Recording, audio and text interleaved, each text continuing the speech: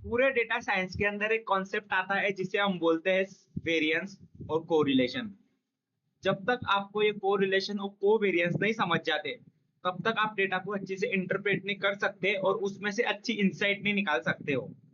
इस वीडियो में मैं आपको पूरा इंट्रोडक्शन से पढ़ाऊंगा कि कोवेरिएंस क्या होता है, कोरिलेशन क्या होता है, और ऐसे तरीके से पढ़ाऊंगा कि आपको पूरी क्लैरिटी मैं दे दूंगा इसमें।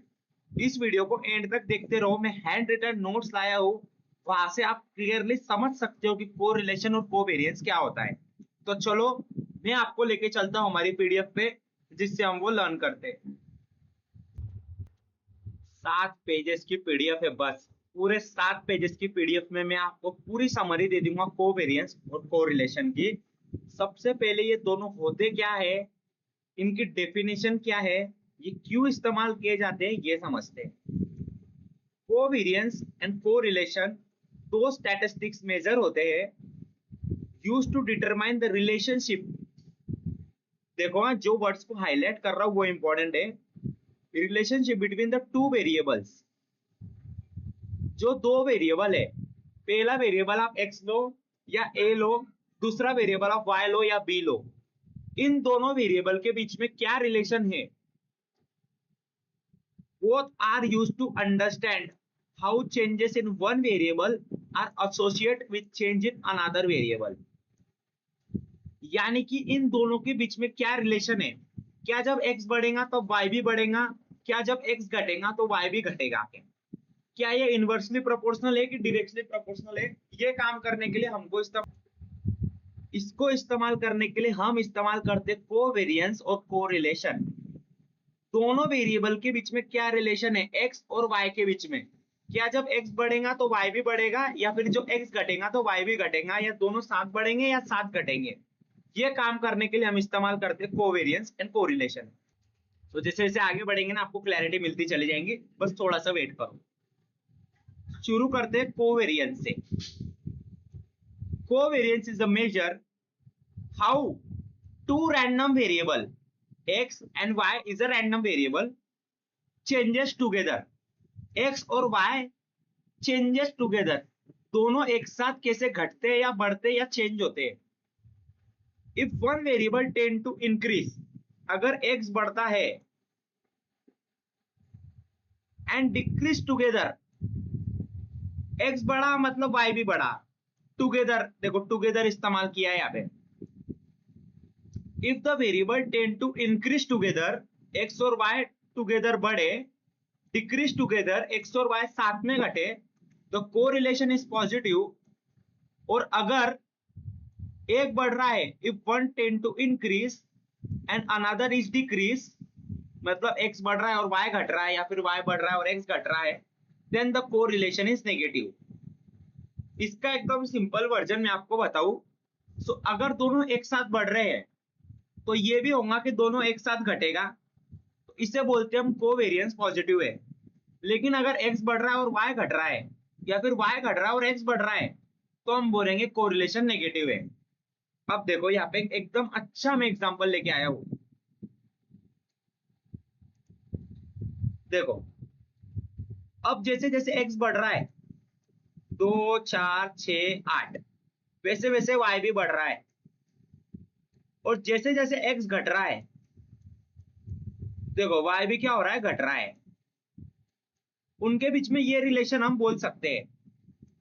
सो ये रिलेशन क्या हो गया, पॉजिटिव कोरिलेशन हो गया, पॉजिटिव कोवेरिएंस हो गया। और अनदर 3 टाइप्स के ये हमको रिलेशन देखने मिलते हैं। हम जब कोवेरिएंस को फॉर्मूले में लगाते हैं, जो कि उसका फॉर्मूला होता है ये, हम देखेंगे भी कि इसको कैसे वैल्यू में पुट करके कैलकुलेट किया जाए। तो कैलकुलेट करने पे हमको जो वैल्यू मिलती है वो माइनस इंफिनिटी से प्लस इंफिनिटी के बीच में मिलती है, जैसे कि यहाँ पे आप देख सकते हो। अब एक कोवेरिएंस का सबसे बेस्ट एग्जांपल अगर मैं आपको बताऊं तो ये है, ये देखो, ये देखो भैया, अगर जितना बड़ा घर आपको चाहिए उतना ही प्राइस आपको पे करना पड़ेगा। 1200 स्क्वायर फीट का चाहिए, 8 लाख में दे दो। 1600 स्क्वायर फीट का चाहिए तो 20 लाख रुपए देना पड़ेगा। ये रियल लाइफ प्राइजेस नहीं, ये मैं खाली उदाहरण देने के लिए आपको बता रहा हूं कि जितना बड़ा आपका स्क्वायर फीट होगा उतना ही बड़ा आपका प्राइस होगा, ठीक है। हाँ, size of the house increases, price increases. इसको स्कैटर प्लॉट मैंने इसलिए लिखा है ताकि मैं आपको बताने वाला था कि इसका स्कैटर प्लॉट कैसे आएगा, वो आपको मेरे को एमएस एक्सेल में एमएस पेंट में बताना पड़ेगा। इसका स्कैटर प्लॉट इतना जरूरी नहीं है, लेकिन फिर भी मैं आपको इसे क्लैरिटी दे सकूं, मतलब समझा पाऊं कि कैसे ड्रॉ करते हैं, दैट्स व्हाई वो जरूरी है। ये है उसका स्कैटर प्लॉट, मान लो ये एक्स है और ये वाई है, तो उसका स्कैटर प्लॉट कुछ इस तरीके से आएगा, ऐसा ऐसा। यानी कि 1200 स्क्वायर फीट पे 8 लाख, 1400 पे 16 लाख, फिर 32 लाख एंड सो ऑन। इसको बोलेंगे हम स्कैटर प्लॉट। यहाँ पे आप लिख सकते हो 8 लाख रुपए, यहाँ पे जो ये एक्स है यहाँ पे लिख सकते हो आप 16 लाख रुपीस, ठीक है ना। आई होप आपको स्कैटर प्लॉट समझ में आया होगा, जो एकदम बेसिक है ड्रॉ करना, मतलब इतना कुछ रॉकेट साइंस नहीं उसे ड्रॉ करना, लेकिन हाँ ये कैलकुलेट करना बहुत जरूरी है। देखो ये अब कोरिलेशन अगर आपको फाइंड करना है, really sorry, covariance, covariance find करने के लिए ये फॉर्मूला हम इस्तेमाल करते हैं। समेशन करना पड़ता है हमको x i minus x bar, उसको मल्टीप्लाई करना पड़ता है y i minus y bar और divided by n minus one. Apply कैसे करना है मैं आपको बताता हूं, लेकिन उससे पहले आप ये देख लो। जब मुझे कोवेरियंस निकालना था दो डिफरेंट वेरिएबल का, तो वो मेरा ये फॉर्मूला बनता है। लेकिन अब जब मुझे कोवेरियंस निकालना है सेम वेरिएबल का, covariance of same variable, covariance of different variable, मुझे यहाँ पे कोवेरियंस निकालना था एक्स और वाई का, इधर मुझे कोवेरियंस निकालना था एक्स और वाई का, इधर मुझे कोवेरियंस निकालना है एक्स और एक्स का, सो वो वेरियंस ऑफ एक्स बन जाएगा। अगर आपको सेम वेरिएबल का कोवेरियंस निकालना है तो वो वेरियंस ऑफ एक्स निकल जाएगा। जस्ट क्या करो, वाई के जगह पे एक्सपुट कर दो, यहाँ पे एक्सपुट कर दो, यहाँ पे भी एक्सपुट कर दो, x i minus x bar into x i minus x बार, तो वो हो जाएगा एक्स आई का स्क्वायर, और ये फॉर्मूला वेरियंस का होता है, ठीक है। अब देखो आपको वैल्यूज पुट करके मैं बताता हूं। सो ये एक्स की एंट्रीज थी, ये वाई की एंट्रीज थी, ठीक है। यानी कि जितने घंटे ज्यादा पढ़ते हो उतने अच्छे अपने स्कोर आते हैं। ये 2 घंटा पढ़ेगा तो 50 मार्क आएगा, 6 घंटा पढ़ेगा तो 90 मार्क्स आएगा। ये एक्स आई होता है, ये एक्स बार कैलकुलेट किया, एक्स बार मुझे मिला 4, ये होता है वाई आई, वाई आई मतलब उसकी एंट्रीज, हाँ। और ये वाई बार मैंने कैलकुलेट किया तो मेरे को मिला 70, और एन की वैल्यू 5 है। अब देखो ये एक्स आई था, इसकी वैल्यू रखी, एक्स बार 4 था, 2 में से 4 गया -2, 3 में से 4 गया -1, 6 में से 4 गया 2, और इधर भी मैंने बिल्कुल वैसा ही किया, 50 में से 70 गया -20, 80 में से 70 गया 10। अब देखो एक्स आई माइनस एक्स बार, उसकी पहली वैल्यू पुट करो -2, उसको मल्टीप्लाई करो ये वैल्यू से -20 से, ये देखो ये। अब क्योंकि यहाँ पे आपको समेशन दिया गया है इसलिए मुझे प्लस करना पड़ेगा। अब नेक्स्ट वैल्यू लो आप, ये -1 को मल्टीप्लाई कर लो इस -10 के साथ, ये -1 को मल्टीप्लाई किया -10 के साथ, फिर से प्लस किया, 0 को मल्टीप्लाई किया 0 के साथ, फिर से प्लस किया इस 1 को 10 के साथ, 2 को 20 के साथ, ये देखो 1 को 10 के साथ, 2 को 20 के साथ, और डिवाइडेड बाय कर दिया n-1। तो ये जब मैं कैलकुलेट करता हूं तो मुझे यहाँ पे वैल्यू मिलती है कोवेरियंस ऑफ 20। अब यहाँ पे वैल्यू मिली है मेरे को पॉजिटिव, इसका मतलब कोवेरियंस क्या है, मेरा पॉजिटिव है। +20 मिला है मतलब कोवेरियंस पॉजिटिव है, मतलब इन दोनों के बीच में अच्छा रिलेशन है। जब एक्स बढ़ रहा है, जितने ज्यादा घंटे वो पढ़ रहा है उतने अच्छे मार्क्स आ रहे हैं। तो अगर मेरे को कुछ सर्वे करना है तो मैं बोल दूंगा कि देखो हमने एक एग्जाम ली, हमने एक सर्वे किया जिससे हमको पता चला कि जो बच्चा जितना ज्यादा पढ़ता है, पढ़ाई करता है, उसको उतने ही अच्छे मार्क्स आते हैं। ये सर्वेज में पाया गया है। आप देखते होंगे ना कि न्यूज में आता होगा कि सर्वेज में पाया गया, सूत्रों में ये बताया गया है, न्यूज ये बता रही है कि बॉडी की एनर्जी घटने के साथ साथ सोने के रिलेशन होते हैं। मतलब आपने कभी ऐसी न्यूज सुनी होंगी ना, तो उसमें कोवेरिएंस इस्तेमाल किया जाता है, मतलब वो दिखाने के लिए है ना। आपने कभी ऐसा सर्वेस देखा होगा जिसमें बोला गया है कि देखो, आवर्स ऑफ स्टडी जैसे जैसे बढ़ते हैं वैसे वैसे क्या करते हैं, मार्क्स बढ़ते हैं। तो इसका रियल लाइफ एग्जांपल क्या होगा कि जैसे जैसे मंथ बढ़ रहा है वैसे वैसे क्या हो रहा है, वैसे वैसे क्या हो रहा है कि जो रेनिंग सीजन है वो बढ़ रहा है, जो समर की जो हॉटनेस है वो बढ़ रही है। अब देखो और एक सर्विस आया होगा जिसमें बोला गया है कि देखो जैसे जैसे क्या हो रहा है ना, कि जैसे जैसे ईयर बढ़ रहे हैं ना वैसे वैसे क्या हो रहा है कि जो टेम्परेचर है ना वो भी बढ़ता जा रहा है। कि 2013 में भाई हमने देखा कि पुणे का टेम्परेचर था 23 डिग्री सेल्सियस। फिर उसके बाद 2014, 15, 16, फिर इसमें क्या हो गया 23 से 27 हो गया, फिर 29 हुआ, फिर 32 हो गया। सो वो ऐसे जो हम सर्वेस करते हैं ना, वो रिलेशन हमको फाइंड करने के लिए कोवेरिएंस हमारी मदद करता है। आई होप गाइस आपको कोवेरिएंस अच्छे से समझा होगा। कल को इंटरव्यूअर ने आपको पूछ लिया, अगर आपको किसको बताना पड़ा कि कोवेरिएंस क्या होता है, उससे बस इतनी सी सिंपल डेफिनेशन बोल देना जो अभी मैं आपको बोल रहा हूँ। दो वेरिएबल एक्स हो सकता है और वाई हो सकता है। एक्स पहला वेरिएबल है, वाई दूसरा वेरिएबल है। इनके बीच में क्या रिलेशन है, अच्छा रिलेशन है या बुरा रिलेशन है, ये मुझे जानना है। इसकी मुझे क्यूरियोसिटी है जानने की, तो मैं इस्तेमाल करूंगा कोवेरिएंस। Okay okay. अब आ जाते हैं कोरिलेशन पे, जो इस वीडियो का लास्ट टॉपिक है, जो कि कोवेरिएंस का ही भाई होता है। कोरिलेशन में हम दो चीजें देखते हैं, पहला देखते हैं पियर्सन, दूसरा देखते हैं स्पीयरमैन। सबसे पहले पियर्सन देखते हैं हम। सो पियर्सन कोरिलेशन कोएफिशिएंट, ये भी वही होता है, दो वेरिएबल एक्स और वाई, इनके बीच में अगर मेरे को रिलेशन निकालना है मैं ये इस्तेमाल करूंगा।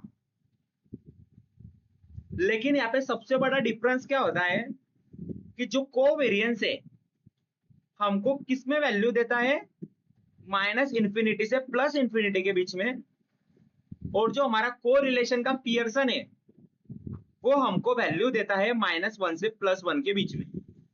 बस इतना ही फर्क है, ठीक है। दोनों हमको दो वेरिएबल्स के रिलेशन बताते हैं, लेकिन कोवेरिएंस माइनस इंफिनिटी से प्लस इंफिनिटी जाता है और जो पियर्सन है वो -1 से +1 जाता है। बस इतना ही फर्क है। उसका फॉर्मूला ये होता है, उसका फॉर्मूला ये होता है जो कि मैं आपको वैल्यूज पुट करके करना भी सिखाऊंगा। अब एक लॉजिक सेंस से हमको पता चल जाता है कि वैल्यू अगर +1 की ओर ज्यादा झुकी हुई है तो कोरिलेशन उनका पॉजिटिव है, लेकिन अगर वैल्यू -1 की ओर ज्यादा झुकी हुई है तो उनका कोरिलेशन नेगेटिव है। अब देखो रियल लाइफ एग्जांपल बताता हूं आपको जिससे वैल्यू हम कैलकुलेट करने वाले हैं। ये फॉर्मूला अप्लाई करने के लिए मैंने वही फॉर्मूला यूज किया है, वही एग्जांपल लिया है जो मैंने यहाँ पे लिया था। ये हाउस का कि स्टडी का, ये स्टडी का था ठीक ना, ये स्टडी का था। ये आपको कैलकुलेट कराने के लिए मैंने कौन सा एग्जांपल लिया है, ये हावर स्टडी वाला। इसमें कोवेरिएंस कितना आया है, 20 आया है। मैंने 20 को पुट कर दिया, मैंने निकाला standard deviation of x. Standard deviation of x कैसे निकालेंगे, सबसे पहली एक्स की पहली वैल्यू देना, वो आ गया 2, हमारा मीन निकला था 4, उसका स्क्वायर कर लिया, समेशन बोला इसलिए प्लस किया।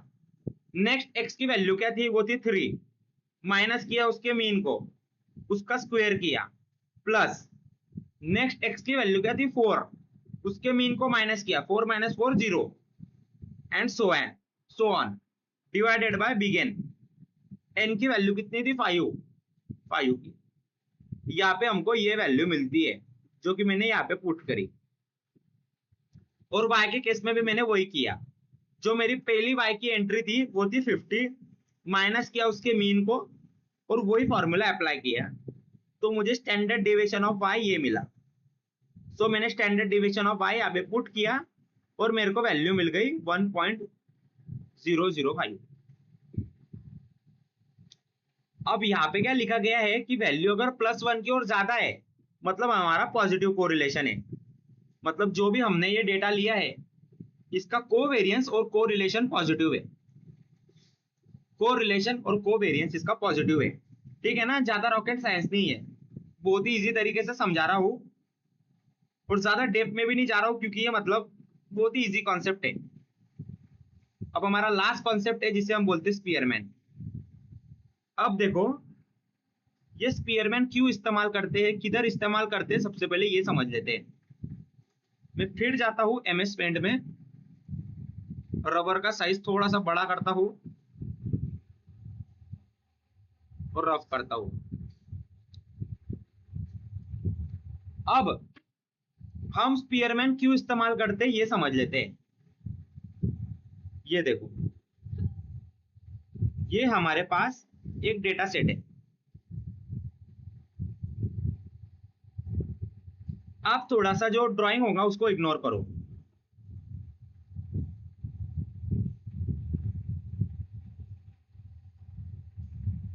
अब ये जो है जो आपको ग्राफ दिख रहा है अभी, ये लीनियर डेटा सेट है कि नॉन लीनियर डेटा सेट है, मुझे बताओ इसका कोरिलेशन पॉजिटिव में रहेगा या नेगेटिव में रहेगा।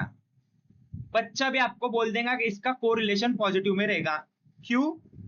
क्योंकि x जैसे जैसे बढ़ रहा है ना वैसे वैसे y भी बढ़ रहा है, वैसे वैसे y भी बढ़ रहा है और एकदम स्ट्रेट लाइन में बढ़ रहा है। देखो जैसे जैसे x बढ़ रहा है वैसे वैसे y भी बढ़ रहा है और देखो कितना स्ट्रेट लाइन में बढ़ रहा है। उसका कर्व देखो आप, उसकी लाइन देखो आप, उसकी ग्रोथ देखो आप, एकदम ऊपर की ओर जा रही है, बिल्कुल लीनियर लाइन दिख रही है वो। तो अगर ऐसा डेटा सेट है मेरे पास जिसका जो जो ग्राफ है कुछ इस तरीके से दिखता है, कुछ इस प्रकार दिखता है,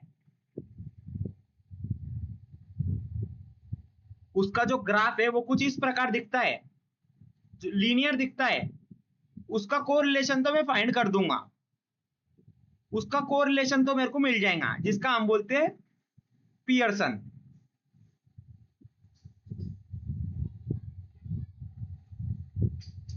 ये लीनियर डेटा सेट का अगर हमको कोरिलेशन फाइंड करना है तो पियर्सन हमारी मदद कर देगा। लेकिन ये क्या हर चमकने वाली चीज सोना नहीं होती है और हर डेटा सेट लीनियर नहीं होता है, हर डेटा सेट नहीं का लीनियर नहीं रहता है। कौन से डेटा सेट ऐसे भी होते हैं, ये देखो ऐसे,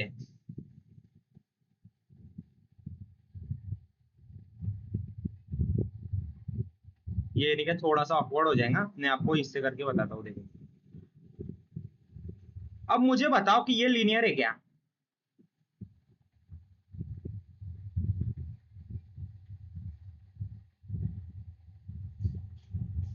देखो जा तो ये भी ऊपर की ओर रहा है लेकिन क्या आप इसे लीनियर बोलेंगे क्या? बिल्कुल भी नहीं। दोनों कर्व, पिछले वाला और ये वाला, ग्रोथ तो दोनों में हो रही है, फर्क इतना था कि उसकी ग्रोथ ऐसी हो रही थी और इसकी ग्रोथ ऐसी हो रही है। इसकी ग्रोथ लीनियर थी, इसकी नॉन लीनियर है। सो अगर मैं कोशिश करूं कि मैं ये जो पर्टिकुलर मेरा ग्राफ है, ये जो मेरा ग्राफ है इसका कोरिलेशन मेरे को फाइंड करना है। क्या फाइंड करना है? कोरिलेशन। किसकी सहायता से करना है? पियर्सन की सहायता से करना है।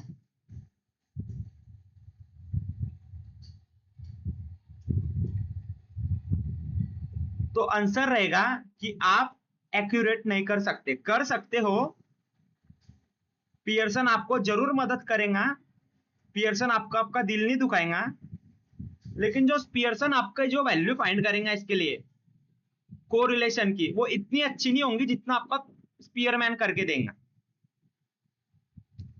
स्पीयरमैन जो नॉन लीनियर डेटा सेट होते हैं, जो आपको अभी आपके कंप्यूटर के सामने दिख रहा है, ये जो ग्राफ दिख रहा है इसे बोलते हैं नॉन लीनियर डेटा सेट। इसका कोरिलेशन फाइंड करने के लिए हमको स्पीयरमैन इस्तेमाल करना पड़ता है। आपके दिमाग में क्वेश्चन आता होगा, क्या ये जो डेटा सेट है इसका कोरिलेशन हम पियर्सन से नहीं कर सकते क्या? तो आंसर है हाँ, कर सकते हैं, लेकिन उतना अच्छा नहीं कर सकते जितना स्पीयरमैन करके देंगे। दैट्स व्हाई हम स्पीयरसन इस्तेमाल करते हैं। आपको साफ साफ दिखेगा।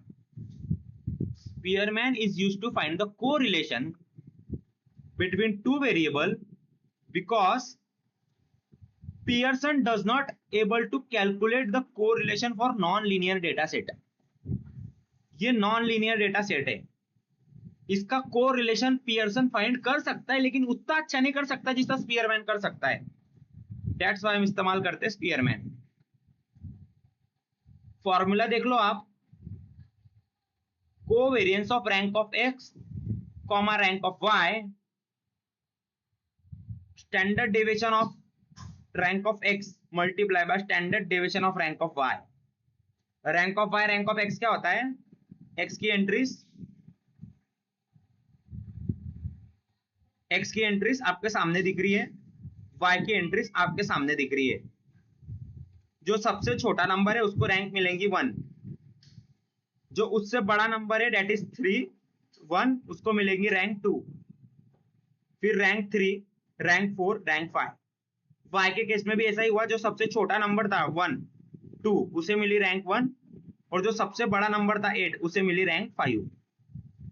अब आप इसको पकड़ करके आप कोवेरिएंस निकालो, इसको पकड़ करके कोवेरिएंस निकालो, और दोनों का स्टैंडर्ड डेविएशन निकालो, वही फॉर्मूला इस्तेमाल करके जो फॉर्मूला यहाँ पे दिखा गया है। जैसे नहीं भी निकाला तो कोई आवश्यकता नहीं है, ये फॉर्मूला इस्तेमाल कर, स्टैंडर्ड डेविएशन ये फॉर्मूला इस्तेमाल करके। स्टैंडर्ड डेविएशन का फॉर्मूला लिखा था ना मैंने यहाँ पे अभी थोड़ी देर पहले, हाँ ये फॉर्मूला इस्तेमाल करके स्टैंडर्ड डेविएशन निकालो। सो अगर वो आ जाता है प्लस की ओर तो कोरिलेशन है पॉजिटिव, आता है नेगेटिव तो कोरिलेशन है नेगेटिव। सो ये सबसे इंपॉर्टेंट टॉपिक था जो आज हमने एक्सप्लोर किया है स्टैटिस्टिक्स के बारे में, that is correlation and covariance, जिसमें हमने दो टाइप देखे हैं, कोरिलेशन के स्पीयरमैन और पियर्सन। आई होप आपको वीडियो समझ में आया होगा। अगर आपको कोई डाउट है, कोई क्वेरी है, तो आप मुझे कमेंट सेक्शन में बोल सकते हो, मैं सॉल्व करने के लिए रेडी हूँ। आज के वीडियो के लिए अब इतना ही देखते हैं, हम मिलते हैं अगले वीडियो में, तब तक के लिए बाय बाय।